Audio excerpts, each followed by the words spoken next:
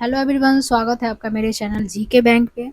एक 11वीं बीपीएससी के लिए सारे प्लेटफॉर्म पे फुल टेस्ट सीरीज शुरू हो चुका है। ये जो स्क्रीन पे दिख रहा है ये एडिटोरिया का टेस्ट फुल टेस्ट सेट है और ये सिर्फ आपको एक 11वीं बीपीएससी के लिए नहीं, मतलब जितने भी आगामी एग्ज़ाम्स है जिसमें जीके एक अहम रोल अदा करता है, उन सारे एग्ज़ाम्स स्पेशली बिहार के एग्ज़ाम्स के लिए ये काफ़ी ज़्यादा फ्रूटफुल होने वाला है। तो चलिए सेशन को स्टार्ट करते हैं।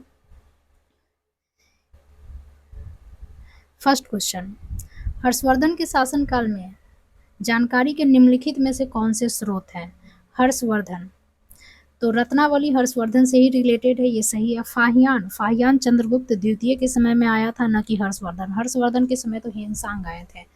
और बांसखेड़ा अभिलेख शिलालेख सॉरी, ये दोनों हर्षवर्धन से रिलेटेड है। तो 1 और 3, तो आंसर हो जाएगा सी। नेक्स्ट है, निम्नलिखित विकल्पों में से हड़प्पा सभ्यता पे प्रकाश डालता है। क्या डालता है? तो हड़प्पा सभ्यता पुरातात्विक उत्खनन के लिए काफी फेमस है। थर्ड, निम्नलिखित में से कौन सा प्रारंभिक जैन साहित्य का हिस्सा नहीं था? तो थेरी गाथा। थेरी गाथा पहला ही ऑप्शन है। थेरी गाथा नहीं था क्योंकि थेरी गाथा तो बौद्ध धर्म से रिलेटेड है, न कि जैन धर्म से। ये तीनों जो है वो आगम सूत्र से लिए गए हैं और ये आगम सूत्र ही है जो जैन धर्म से का मुख्य ये है बुक है। मौर्य काल में विनिमय का माध्यम क्या था? तो गाय तो नहीं था, गाय तो वैदिक काल का चीज हो गया। चूर्णी, दिनार, पन, तो इसका हो जाएगा आंसर पन। पन एक्चुअल में चांदी का सिक्का हुआ करता था मौर्य काल में। 5, निम्नलिखित में से कौन सिकंदर के साथ भारत नहीं आया था? नहीं आया था तो निर्याकस आया था, डाइमेकस बिल्कुल नहीं आया था, आनेसिक्रिटस आया था, एरिस्टोबुलस आया था। डाइमेकस तो बिंदुसार बिंदुसार के समय में आया था, सीरिया के नरेश एंटियोकस के द्वारा भेजा गया था। 6 नंबर, निम्नलिखित में से कौन सा हड़प्पा स्थल भारत में स्थित है? तो अमरी तो ये पाकिस्तान में है फिलहाल, हड़प्पा भी पाकिस्तान में है, मिताथल और बनवारी ये दोनों हरियाणा में है। तो आंसर गोज टू 6 का हो जाएगा 2 और 3 सी। निम्नलिखित में से किसने कलचुरी राजवंश मध्य प्रदेश के आसपास के क्षेत्र को बोलते हैं। इसका जो कलचुरी राजवंश का जो स्थापना था वो चंद्रदेव कोक्कल प्रथम ने दिया। ना बी, आंसर गोज टू 7 का बी। कोक्कल प्रथम जो था कलचुरी राजवंश का स्थापना किया था। मिनहाजुद्दीन सिराज ने तवाकत ए नासिरी, याद रखिएगा तवाकत ए नासिरी से देखते ही नसरुद्दीन महमूद मारिएगा, ये जो था ये इसको समर्पित था, नसरुद्दीन महमूद को sorry. 9 number question, Alauddin Khilji ने किस हिंदू शासक को राय रायन की उपाधि दी थी? राय रायन की उपाधि रामचंद्र देव, प्रताप रुद्र देव, बीरबल्लाल, सुंदर पांड्या। तो आंसर गोज टू रामचंद्र देव। ये देवगिरी का शासक था, अधीनता स्वीकार कर लिया था, इसलिए राय रायन की उपाधि मिली थी। मध्यकालीन भारत के ऐतिहासिक स्रोतों में चकला शब्द का प्रयोग किया जाता है। चकला शब्द का क्या मतलब हुआ? परगना का पर्यायवाची है ये? नहीं। सरकार का है? नहीं। यह सूबा और परगना के बीच का एक क्षेत्रीय इकाई है, ये सही हो जाएगा, बीच का है। सूबा मतलब प्रांत, डिस्ट्रिक्ट। औरंगजेब ने जजिया कर किस वर्ष पुनः लागू किया था? औरंगजेब ने तो 75, 76, 78, 79, 80, ये जाएगा डी। औरंगजेब ने 1679 में जजिया कर लागू किया था फिर से। 1920 की खिलाफत समिति की बैठक किस शहर में हुई थी जिसमें गांधी जी ने असहयोग आंदोलन का नेतृत्व संभालने का अनुरोध किया था? तो खिलाफत समिति की जो बैठक थी जो कि 1920 में हुई थी वह इलाहाबाद में हुई थी, याद रखिएगा कहाँ हुई थी? इलाहाबाद में।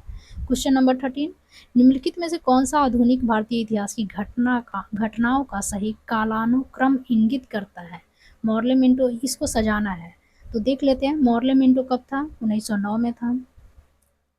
गांधी इरविन समझौता 1931 का है। अगस्त प्रस्ताव तो आपका हो जाएगा 1940 का। एंड जालियावाला तो 1919 का। तो पहले मॉर्ले मिंटो आ जाएगा, फिर जालियावाला आ जाएगा, मॉर्ले मिंटो, फिर जालियावाला, फिर गांधी इरविन, ये हो जाएगा 13 का सी। किस स्वतंत्रता सेनानी ने लाठी और अखाड़ा क्लब देखते ही बाल गंगाधर तिलक मारिएगा। इन्होंने लाठी और अखाड़ा क्लब शुरुआत किया था।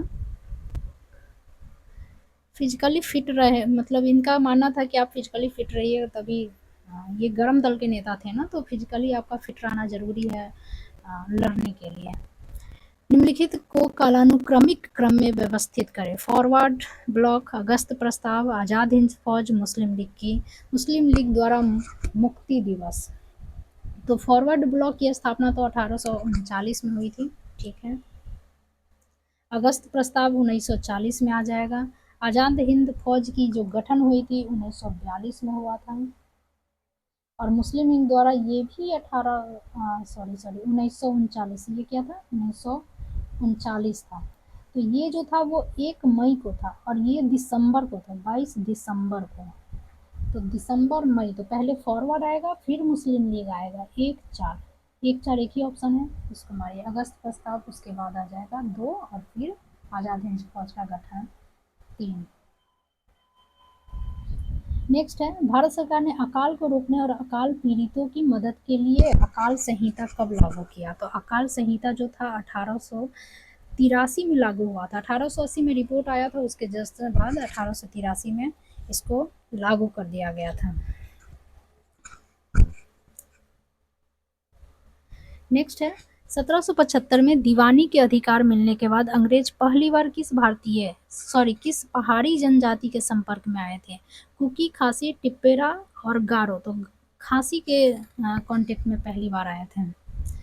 वर्ष 1932 में अखिल भारतीय कांग्रेस कमेटी को निम्नलिखित में से एक आदेश पारित करके अवैध घोषित कर दिया गया था। किसके आदेश के द्वारा? अवैध संघ अध्यादेश, शक्ति उल्लंघन कानून, कार्यकारी शक्ति अध्यादेश, वायसराय का विशेष आदेश। तो अवैध संघ अध्यादेश के द्वारा अखिल भारतीय कांग्रेस कमेटी को अवैध घोषित कर दिया गया था 1932 में, और इसी के साथ INS Indian national Congress INC को भी अवैध घोषित कर दिया गया था। 19 नंबर, निम्नलिखित में से किसने 1920 में अखिल भारतीय दलित महासंघ, जहां बात दलित की आए तो सीधे आंसर दीजिएगा भीमराव अंबेडकर के द्वारा। और जहां बात हरिजन की आए, हरिजन संघ की स्थापना, ये हो जाएगा महात्मा गांधी। ये 1932 में था हरिजन संघ की स्थापना। Sorry. Bihar, 20 number question, Bihar कौमी सेवक दल का गठन किस वर्ष हुआ था? तो बिहार कौमी सेवक दल, जिसे बिहार राष्ट्रीय स्वयं सेवक कोर भी कहा जाता है, इसका गठन जो हुआ था वो 1921 में हुआ था। डेट था 27 नवंबर 1921। Next question 21 number, British Bharat में अकाल के संबंध में सुझाव देने के लिए निम्नलिखित में से कौन सा आयोग गठित आया? अकाल के लिए आयोग गठित हुआ था। ये क्वेश्चन बीपीएससी DSO में हाल ही में पूछा गया है। स्ट्रेची आयोग 1880 में आया था। लॉयल आयोग, मैकडोनल्ड, ये सारे आयोग जो है अकाल से ही रिलेटेड है। तो answer goes to D 1, 2 and 3। किस युद्ध में मैसूर, मराठा और हैदराबाद के निजाम ने मिलकर अंग्रेजों के खिलाफ लड़ाई लड़ी थी? तो पहला एंग्लो मैसूर युद्ध जो हैदर अली जिस समय लड़े थे उसमें सब कोई लगभग साथ था। ये अलग है कि युद्ध के भूमि पे जाके रणनीति अलग हो गया था, लेकिन इसके बाद कभी साथ नहीं था। इसी में थोड़ा जो भी है नाम के लिए ही सही, लेकिन साथ था। क्रांतिकारी गतिविधियों से संबंधित समाचार पत्रों की गलत जोड़ी को पहचानें। जमींदार जफर अली खां, सही है। भवानी मंदिर, बरिंद्र कुमार घोष द्वारा, सही है। फ्री हिंदुस्तान, तारक नाथ दास द्वारा, सही है। संध्या, सचिंद्र नाथ सन्याल, नहीं। संध्या जो था वो ब्रह्म बांधव उपाध्याय के द्वारा था। सचिंद्र नाथ सन्याल का तो इनके तो बुक का नाम है बंदी जीवन, याद रखिएगा, बंदी जीवन। 24 नंबर क्वेश्चन, लॉर्ड मेयो के बारे में निम्नलिखित कथनों पर विचार करें। लॉर्ड मेयो भारत के 5वें वायसराय थे, बिल्कुल गलत। 4थे वायसराय थे, गलत हो जाएगा। सही क्वेश्चन चुनना है। एक को छांटिए, एक यही आंसर हो जाएगा क्योंकि सब में एक है, तो सीधे इसको मारना है। मतलब 2, 3, 4 सही है। फिर भी पढ़ लेते हैं। पहला जो जनगणना है वो लॉर्ड मेयो के शासनकाल में 1872 में हुआ था, एकदम सही है। उनकी मृत्यु 8 फरवरी 1872 को पोर्ट ब्लेयर में और आयरलैंड डबलिन में दफना दिया गया था, ये भी सही है। लॉर्ड मेयो 1869 में 69 से 72 तक भारत के वायसराय रहे थे, ये भी सही है। 25 नंबर क्वेश्चन, कलर चेंज कर ले थोड़ा। 25 नंबर क्वेश्चन, 1857 के विद्रोह के प्रमुख कारण में शामिल नहीं है। नई शिक्षा प्रणाली शामिल था, विधवा पुनर्विवाह भी शामिल था, भारतीय सैनिकों को अफगानिस्तान भेजना भी शामिल था, भारतीयों और अंग्रेजों के बीच अंतर विवाह पर रोक लगाने वाला ऐसा कोई कानून नहीं था। ये आंसर हो जाएगा 25 का, डी। नहीं है पूछ रहा है, नहीं है, कौन शामिल नहीं है। 26 में है सूची 1 और सूची को मिलाइए।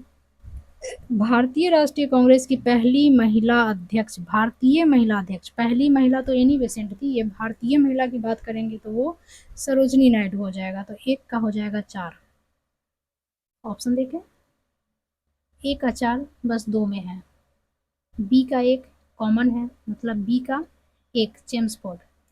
जालियांवाला बाग हत्याकांड के समय चेम्सफोर्ड था, क्योंकि चेम्सफोर्ड सुधार आप पढ़े होइएगा 1919 में आया था, और जालियांवाला बाग हत्याकांड भी 1919 में हुआ था। ये सूटेबल नहीं है। 1935 में स्थापित संघीय न्यायालय के पहले न्यायाधीश कौन थे? तो ये थे मॉरिस। पहले न्यायाधीश सॉरी जज जो थे वो थे मॉरिस। तो सी का जाएगा 2, सी का जाएगा 2, मतलब ये ऑप्शन सही है। ये कलर और सूटेबल नहीं है। निम्नलिखित में से किसने अलीपुर षड्यंत्र जो कि 1900 अलीपुर षड्यंत्र जो कि 1908 से 9 में हुआ था, जिसमें अरविंद घोष का नाम आ रहा था, इनकी जो वकालत की थी वो चितरंजन दास ने, चितरंजन दास ही इनको बचाए थे। हंटर आयोग की रिपोर्ट को किसने बेशर्म सरकारी लिपापोती का पन्ना दर पन्ना बताया? तो ये स्टेटमेंट काफी फेमस है महात्मा गांधी का। निम्नलिखित में से किसने कहा था कि रैयतवाड़ी एक ऐसी व्यवस्था है जो भारत में हमेशा से प्रचलित रही है? जॉन सॉर, इनका तो अस्थायी बंदोबस्त था। अलेक्जेंडर डफ, कैप्टन रीड, थॉमस मुनरो था। इनका स्टेटमेंट था रैयतवाड़ी को लेकर, और रैयतवाड़ी जो था वो काफी फेमस था साउथ इंडिया में, 1820 में मुनरो लेकर आया था। 30 नंबर, भारत में ब्रिटिश शासन के संदर्भ में निम्नलिखित कथनों पर विचार कीजिए। प्रेस सेंसरशिप अधिनियम 1799 के अनुसार प्रकाशक के लिए सभी सामग्री पूर्व सेंसरशिप निरीक्षण के लिए सरकार के सचिव को। एक्चुअल में ये है कि मतलब इसके सेंसरशिप अधिनियम 1799 के तहत अगर आप कुछ प्रकाशित करते हैं तो पहले आपको सरकार को पूरा सौंपना पड़ेगा, उनको दिखाना पड़ेगा। तो ये सही है। 2 नंबर है जॉन एडम्स के लाइसेंसिंग विनियमन जो कि 1823 में आया था, ठीक है। इसके परिणामस्वरूप राजा राम मोहन राय को अपना मीरात उल अखबार, ये इनका अखबार है, याद रखिएगा, मीरात उल अखबार राजा राम मोहन राय का है, और इनके प्रकाशन को रोकना पड़ा था। ये लाइन भी सही है। तो इसका आंसर हो जाएगा, ऊपर दिए गए कथनों में से कौन सा सही है? तो इसका आंसर हो जाएगा सी, 1 और 2 दोनों। नेक्स्ट है स्टेलेग्मोमीटर का उपयोग निम्नलिखित में से किसको मापने के लिए किया जाता है? गति सन्यता, पृष्ठ तनाव को मापने के लिए किया जाता है स्टेलेग्मोमीटर का। ऋणात्मक त्वरण जिसे मंदन कहते हैं, याद रखिएगा, मंदन रिटार्डेशन। ऋणात्मक त्वरण निम्नलिखित में से किसकी दिशा के विपरीत चलती है? किसकी दिशा के विपरीत चलती है? वेग, संवेग, दूरी, बल। तो ये वेग के विपरीत चलती है ऋणात्मक त्वरण, जिसे मंदन भी कहते हैं। वेग की बात करें तो ये वेक्टर क्वांटिटी है, ये सदिश हो जाएगा, संवेग भी सदिश हो जाएगा, दूरी अदिश है, और बल सदिश है। पारदर्शी पेरिस्कोप किस सिद्धांत पे काम करता है? तो परावर्तन के सिद्धांत पे काम करता है। 45 डिग्री के एंगल पे दो समतल दर्पण या प्रिज्म लगे होते हैं, इसका ऐसा ढांचा होता है, और वहां से वो परिवर्तित होके आगे देखता है। तो परावर्तन के नियम के सिद्धांत पे ये काम करता है। ट्रांसफार्मर का कोर बनाने के लिए निम्नलिखित में से किसका उपयोग किया जाता है? ट्रांसफार्मर का कोर स्टेनलेस स्टील नहीं, सॉफ्ट स्टील नहीं, हार्ड स्टील नहीं, सॉफ्ट आयरन का यूज किया जाता है ट्रांसफार्मर का कोर बनाने के लिए। बोस आइंस्टीन कंडेंसेट का गतिज ऊर्जा क्या होता है? बहुत कम होता है, बहुत ज़्यादा ही कम होता है, इसका 0 के आसपास होता है, इसीलिए इसको पदार्थ की जो 5th स्टेज बोला जाता है बोस आइंस्टीन कंडेंसेट को। गैस को द्रव्य में बदलने के लिए कौन सी स्थिति सबसे उपयुक्त है? तो गैस को द्रव में बदलना क्या कहलाता है? संघनन। संघनन कहलाता है और इसके लिए सबसे अच्छा स्थिति होता है उच्च दाब रहना चाहिए और तापमान निम्न रहना चाहिए। प्रतिचुंबकीय पदार्थ की चुंबकीय प्रकृति क्या होती है? प्रतिचुंबकीय पदार्थ ऋणात्मक होती है। प्रतिचुंबकीय पदार्थ की चुंबकीय स्थिति ऋणात्मक होती है। जब एक प्रतिचुंबकीय पदार्थ को चुंबकीय क्षेत्र में रखा जाता है तो वह क्षेत्र के विपरीत दिशा में एक कमजोर चुंबकीय क्षेत्र बनाता है, जिससे वह डिस्ट्रैक्ट होता है, ना कि अट्रैक्ट होता है। तो इसकी ऋणात्मक हो जाएगी।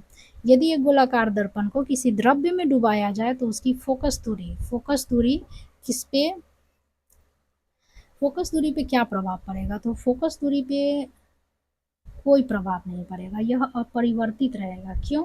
क्योंकि फोकस दूरी जो है वो सिर्फ वक्रता त्रिज्या, ये जो है ये सिर्फ वक्रता त्रिज्या पे निर्भर करती है, बाकी किसी चीज पे नहीं। निम्नलिखित में से किस विद्युत चुंबकीय विकिरण में अधिकतम ऊर्जा के लिए गामा रेज है? ऊर्जा अधिकतम है मतलब तरंगदैर्घ्य इसका सबसे कम होगा।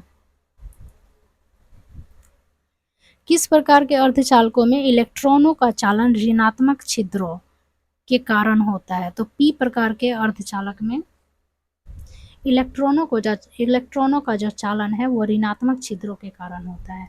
फिनॉल का 1%, फिनॉल का अगर 1% डालिएगा तो वो कीटाणुनाशक हो जाएगा, और उसी का अगर आप फिनॉल का ही अगर आप 0.2% सांद्रता वाला यूज कीजिएगा तो यही आपका बन जाएगा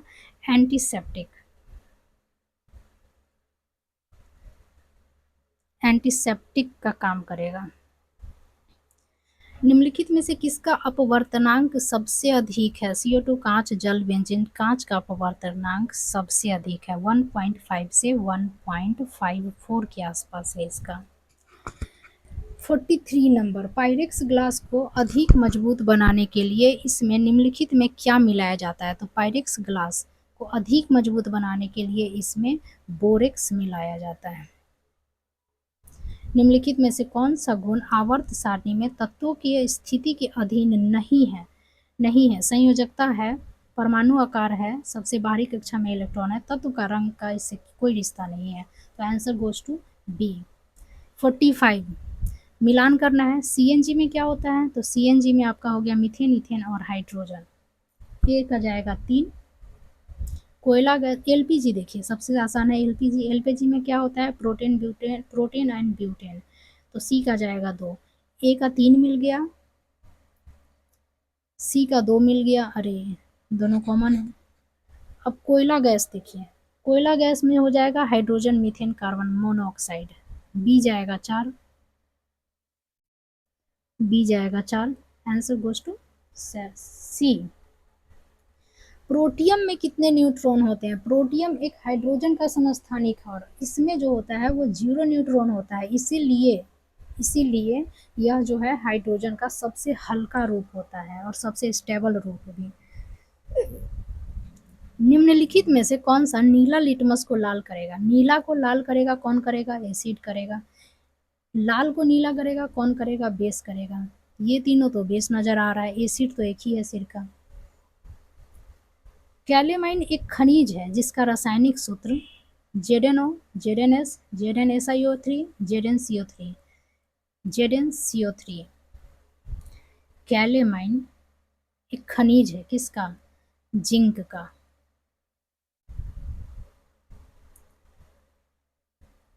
। 49 मिलान करना है। क्रैकिंग फेमस है पेट्रोलियम रिफाइनिंग के लिए। प्रगलन एक्चुअल में तांबा के निष्कर्षण के लिए फेमस है। प्रगलन होता क्या है कि आप उसमें धातु के अयस्क को अलग करने का एक प्रक्रिया होता है प्रगलन, तो तांबा का निष्कर्षण इससे रिलेटेड है।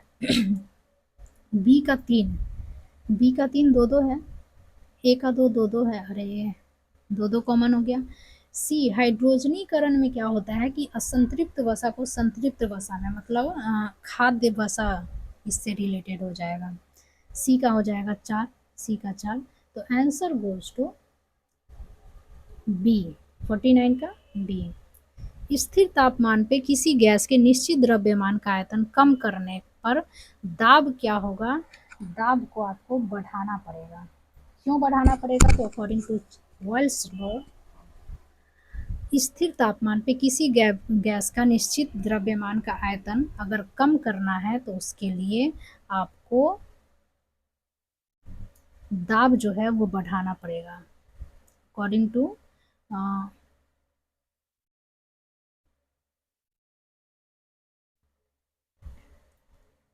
क्या लिख दिया हम, बॉयल, सॉरी बॉयल नहीं होता, बॉयल। यह सबसे छोटा जीव कौन सा है? वह सबसे छोटा जीव कौन सा है जो अपने आप विकसित और प्रजनन करने में सक्षम है? ध्यान रखिएगा, अपने आप। तो वायरस को तो मीडियम चाहिए, यह तब तक निर्जीव रहेगा जब तक इसको मीडियम ना मिल जाए, तो इसको तो मीडियम चाहिए, तो ये तो गलत होने वाला है। बैक्टीरिया नहीं, बैक्टीरिया से भी छोटा है माइकोप्लाज्म, माइकोप्लाज्म जो कि बैक्टीरिया का ही एक रूप होता है। तो आंसर हो जाएगा सी। फूल का प्रजनन भाग कौन है? पुंकेसर, अंडक, बाह्य। बाह्य दलपुंज का तो कोई रिश्ता ही नहीं है, दलपुंज का भी कोई रिश्ता नहीं है, तो ये हो जाएगा 52 का ए, पुंकेसर और अंडक। पुंकेसर हो गया आपका मेल पार्ट और अंडक हो गया आपका फीमेल पार्ट। शरीर की वृद्धि और नई कोशिकाओं के निर्माण के लिए सबसे आवश्यक पोषक तत्व क्या है? सबसे आवश्यक पोषक तत्व की बात करें जो शरीर की वृद्धि में योगदान करता है तो वो प्रोटीन हो जाएगा, क्योंकि एंजाइम तो बायो कैटलिस्ट है बस। वसा क्या है? वसा से आपको एनर्जी मिलेगा, कार्बोहाइड्रेट से आपको एनर्जी मिलेगा। नींद की बीमारी, स्लीपिंग सिकनेस, यूग्लेना, यूग्लेना तो पादप और जंतु के बीच का होता है। प्लाज्मोडियम से तो आपको मलेरिया होगा। ट्रिपेसोनोमा, ये हो जाएगा, आंसर हो जाएगा ट्रिपेनोसोमा। अमीबा से आपको पेचिस होगा। 55 mRNA कोरोना के समय बहुत फेमस रहा था, mRNA वैक्सीन। इसका एक एग्जाम्पल भी कोरोना वायरस होगा इसका आंसर, mRNA। इसका एक एग्जाम्पल आप मोडर्ना सुने होंगे, मोडर्ना कोरोना के टाइम में। तो mRNA वैक्सीन निम्नलिखित में से किससे संबंधित है? कोरोना वायरस से। निम्नलिखित में से कौन सी एक मादक दर्दनाशक दवा है? तो मॉर्फिन जो कि अफीम से प्राप्त होती है वो एक मादक दर्दनाशक दवा है।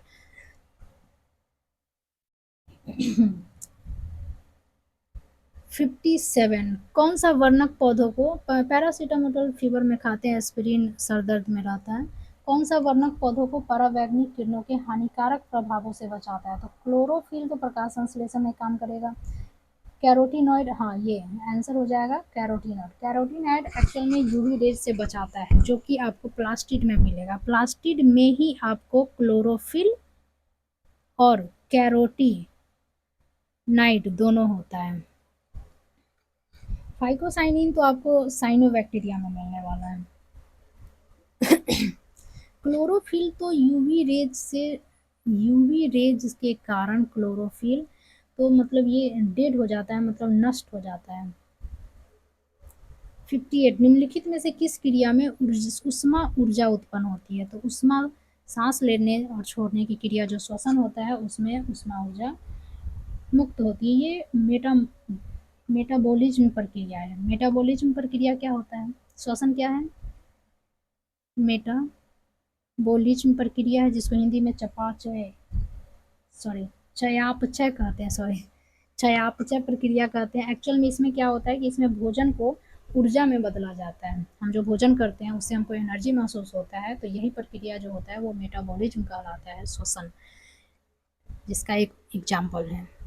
59 निम्नलिखित में से किसने बताया कि कोशिकाएं विभाजित होती है और मौजूदा कोशिकाओं के विभाजन से नई कोशिकाओं का निर्माण होता है?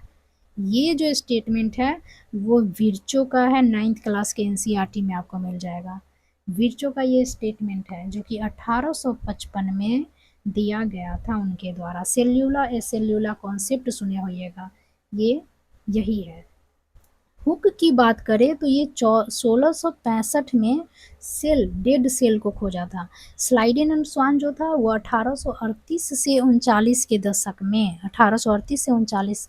में सेल थ्योरी दिया था। पौधे में लचीलापन किस उत्तक के कारण होता है? तो कॉलिन काइमा के कारण लचीलापन होता है। पैरेन्काइमा क्या करता है? सॉरी, पैरेन्काइमा क्या करता है? पैरेन्काइमा फूड स्टोरेज का काम करता है, फूड को स्टोर करेगा।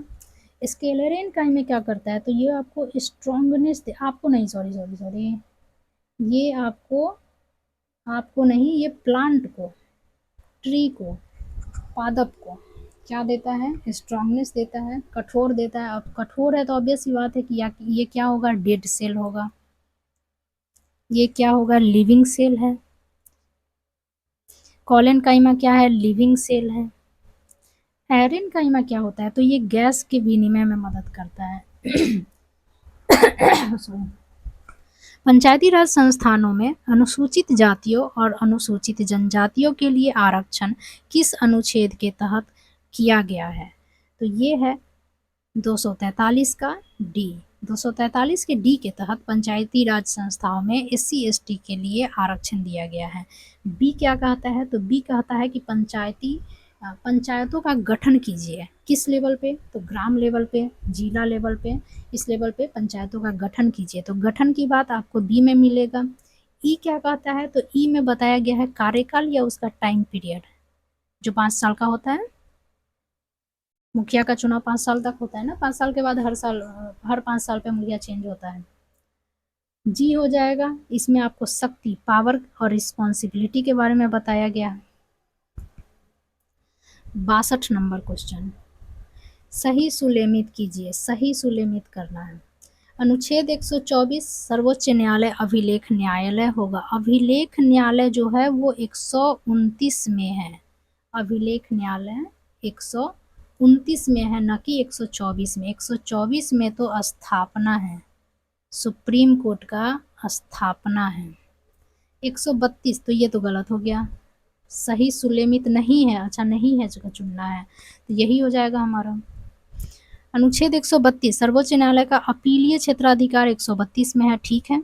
सलाहकार शक्ति 143 में है, ठीक है। सर्वोच्च न्यायालय द्वारा अपील की विशेष अनुमति 136 में है, सी, ठीक है। तो आंसर हो जाएगा 62 का ए।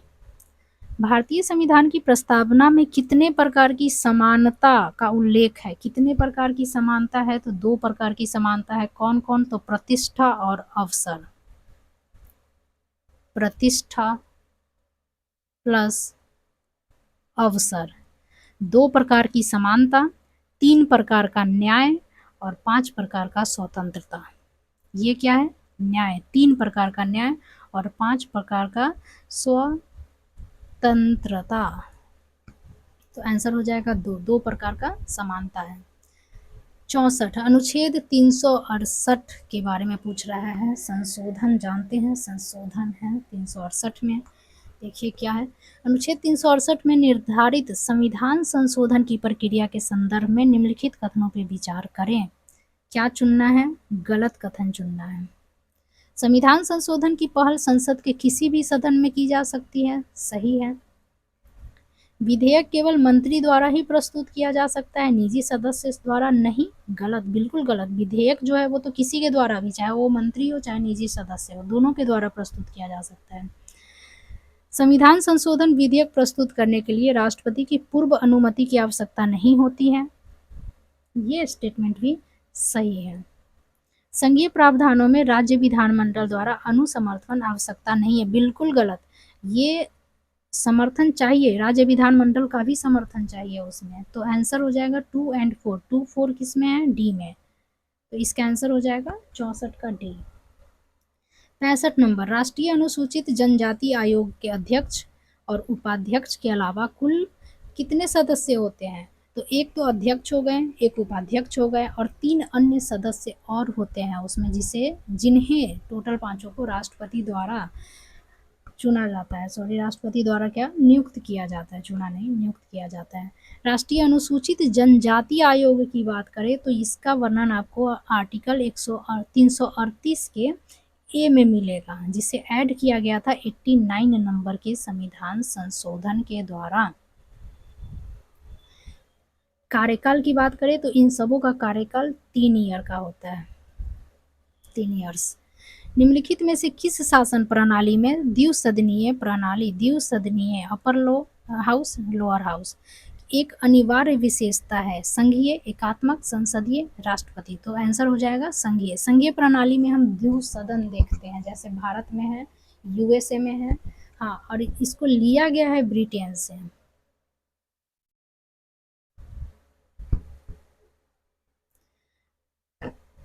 तो आंसर हो जाएगा ए 67। निम्नलिखित में से कौन सा निम्नलिखित में से कौन सा मौलिक कर्तव्य है? मौलिक कर्तव्य चुनना है। कार्यपालिका को न्यायपालिका से अलग करना, ये तो आर्टिकल 50 में मिलेगा आपको, डीपीएसपी में मिलेगा, तो ये तो नहीं होने वाला है। हमारी मिश्रित संस्कृति की समृद्ध विरासत को संरक्षित करना, और उसका मत बिल्कुल सही, ये हमारा फंडामेंटल ड्यूटी है। और इसका वर्णन आपको 51 ए के एफ में मिल जाएगा। एफ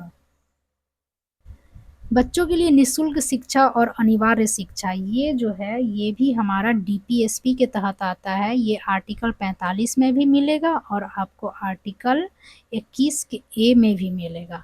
छुआछूत आर्टिकल 17 में मिलेगा। ये तो हमारा फंडामेंटल राइट हो गया। 68 नंबर क्वेश्चन, भारत के नियंत्रक और महालेखा परीक्षक कैग किसके लिए मुख्य लेखाकार और लेखा परीक्षक के रूप में कार्य करते हैं? केंद्र सरकार, राज्य सरकार, संघ और राज्य। संघ और राज्य दोनों के लिए करते हैं। कैग 148 में मिलेगा, आर्टिकल 148 में। भारतीय संविधान की 5वीं अनुसूची किन चार राज्यों को छोड़कर सभी राज्यों में अनुसूचित क्षेत्रों और अनुसूचित जनजातियों के प्रशासन और नियंत्रण से संबंधित है? तो 5 अनुसूची की बात करें तो 5वां अनुसूची में SC/ST का जो क्षेत्र है उससे रिलेटेड है, लेकिन 4 जो राज्य का जिक्र है वो 6ठा अनुसूची में है। अमित्र मेघा का जिक्र, अमित्र मेघा, असम, मित्र,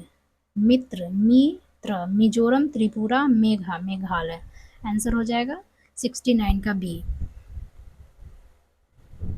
70, भारत में न्यायपालिका द्वारा रिट जारी करने का प्रावधान किस देश से लिया गया है? तो रिट जारी करने का प्रावधान ब्रिटेन से लिया गया है। आर्टिकल 32 के तहत सुप्रीम कोर्ट और आर्टिकल 226 के तहत हाई कोर्ट रिट जारी करता है।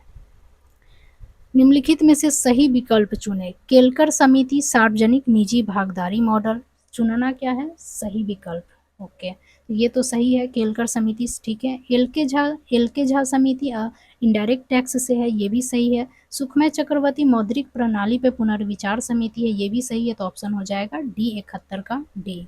72, जब किसी वस्तु पे सब्सिडी दी जाती है तो बाजार मूल्य लागत पर क्या प्रभाव पड़ता है? तो जब आप किसी वस्तु पे सब्सिडी दे देते हैं तो सब्सिडी क्या करता है? यह उत्पादन का या आपूर्ति का जो लागत होता है उसको कम कर देता है, लागत को कम करता है, लागत को कम करेगा। लागत जैसे ही कम करेगा तो बाजार मूल्य भी कम होगा। तो इसका आंसर हो जाएगा बाजार मूल्य क्या होगा? घटेगा। सब्सिडी देने पे बाजार मूल्य क्या होता है? घटता है। 73, राष्ट्रीय आय अनुमान का पहला सरकारी डेटा कब जारी किया गया था? पहली बार पहला सरकारी डेटा कब जारी किया गया था? तो ये गणतंत्र होने से 1 साल पहले की बात है, 48 से 49 में पीसी महालनोबिस के द्वारा, सुने होइएगा, पीसी महालनोबिस के द्वारा इनको जारी किया गया था पहला डेटा मूल्यांकन। गिनी गुणांक और गिनी अनुपात अर्थव्यवस्था में निम्नलिखित में से किस माप से संबंधित हो सकता है? तो गिनी गुणांक जो है वो आपका आय असमानता से संबंधित है। यह जो होता है वह 0 से 1 तक होता है, ठीक है। तो 0 जो है वो शो करता है पूर्ण समानता को, इक्वलिटी को, और 1 जो है वो शो करता है पूर्ण असमानता को। राइटिंग थोड़ा सा बहुत भद्दा हो रहा है। 75 नंबर क्वेश्चन, निम्नलिखित में से कौन सा युग्म सही ढंग से सुलेमित नहीं है? अल्फ्रेड मार्शल, सीमांत उपयोगिता सिद्धांत, इनका जो है सही है। अल्फ्रेड मार्शल का बुक भी आया था प्रिंसिपल्स ऑफ इकोनॉमिक्स पे।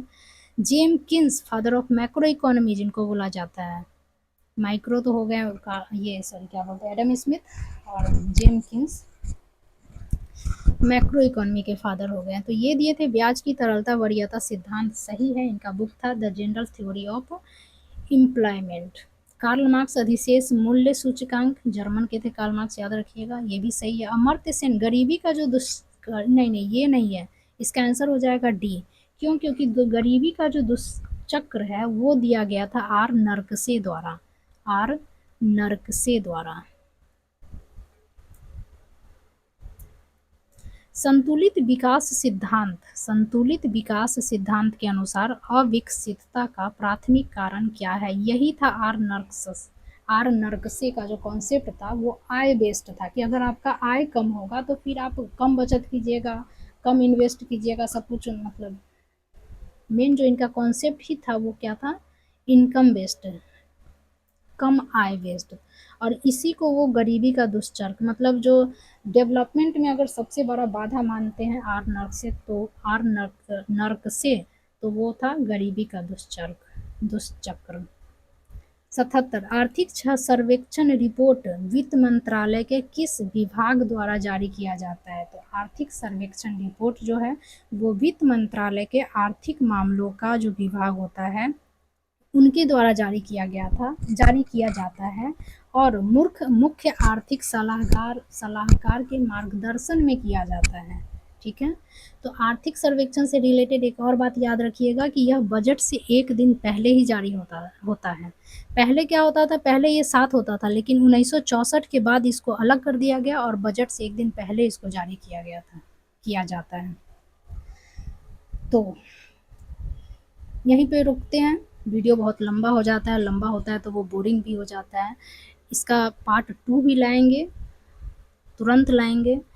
So thank you. कैसा लगा आपको कमेंट करके ज़रूर बताइएगा, अच्छा लगा तो लाइक कीजिए, शेयर कीजिए। सो ऑल द बेस्ट, तैयारी करते रहिए, प्रैक्टिस करते रहिए, क्वेश्चन टैकल करते रहिए। जितना ज़्यादा क्वेश्चन टैकल कीजिएगा उतना ज़्यादा आपका जो कॉन्सेप्ट होगा वो क्लियर होते चला जाएगा। सिर्फ थ्योरी पढ़ने से कॉन्सेप्ट क्लियर नहीं होता है। So all the best, thank you.